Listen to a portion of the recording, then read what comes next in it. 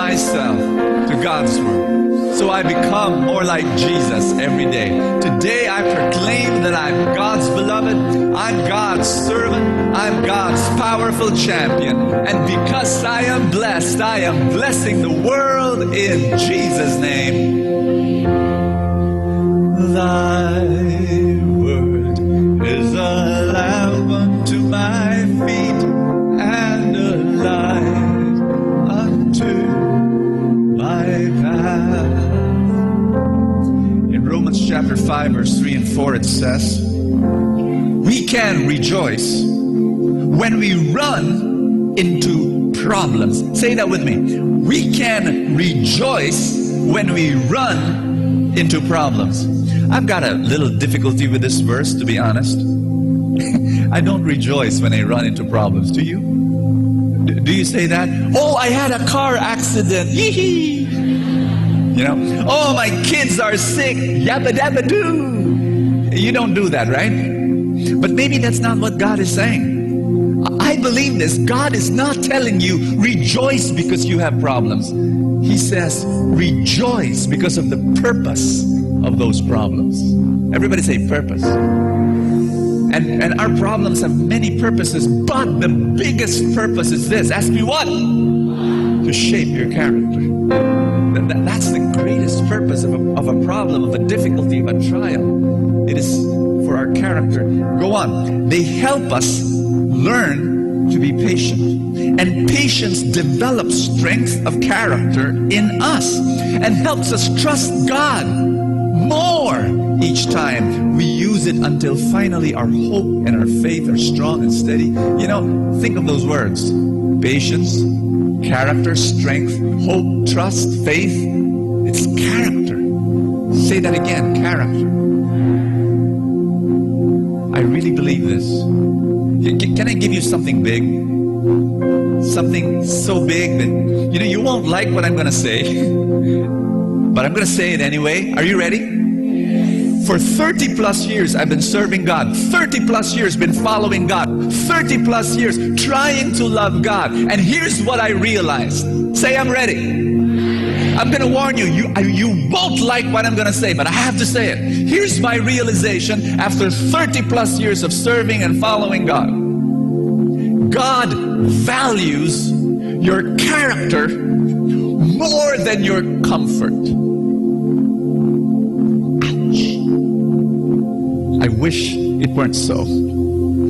I wish God's priority was to comfort me. I wish God's first priority is to solve my problems. I wish God's priority was to heal me whenever I'm sick. But that is not His first priority. Now, don't get me wrong. God cares for you when you're sick. Yes? God cares for you when you've got difficulties. God cares for you when you're crying. God cares for you when you're frustrated. God cares for you when you're disappointed. But, everybody say, but, His first priority is to shape your character. He values your character more than your comfort. He values your soul more than your body. He values your eternal life more than your physical life. Do you hear? You want to understand this? Tell somebody beside you, God values your character more than your comfort.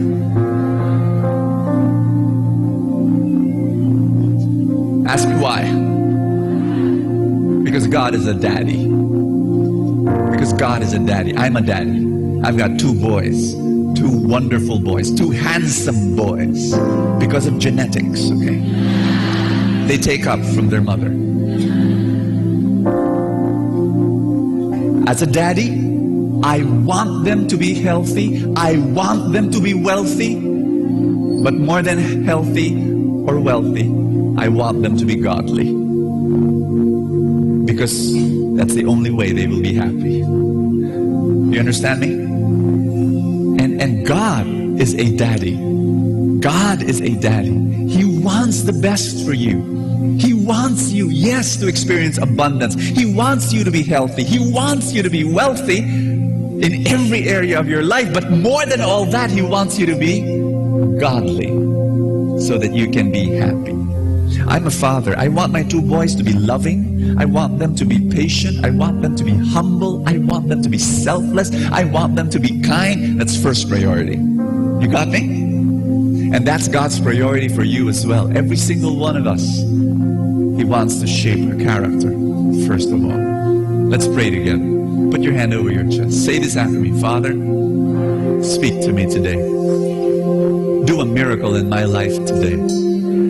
I come here because I need you. I want you to perform what you do best.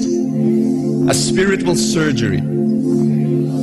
Remove anything that does not make me grow, that hinders your plan for my life. Bless me richly, abundantly today, in Jesus' name. Amen. Thy word is a lamp unto my feet and a light unto my path. Give the Lord a big hand and love Him today. Love Him. Bless Him. Hallelujah. Let's be seated, everybody.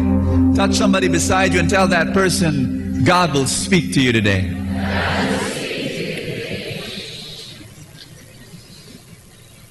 There are three unique things that a crisis will do to your character. How many things? Three things. First, a crisis diagnoses your character. Everybody say that. Diagnose. You see, you will know your character not when everything is fine and rosy and dandy, not when the sun is shining up in the sky, not when everything and all the plans that you had is going smoothly, not when everybody likes you. No, no, no, no, no. Character is who you are when all your plans are delayed. Character is who you and how you behave when problems are attacking you from all sides.